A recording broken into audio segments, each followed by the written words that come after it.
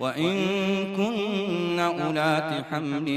فأنفقوا عليهن حتى يضعن حملهن، فإن أرضعن لكم فآتوهن أجورهن وأتمروا بينكم بمعروف، وإن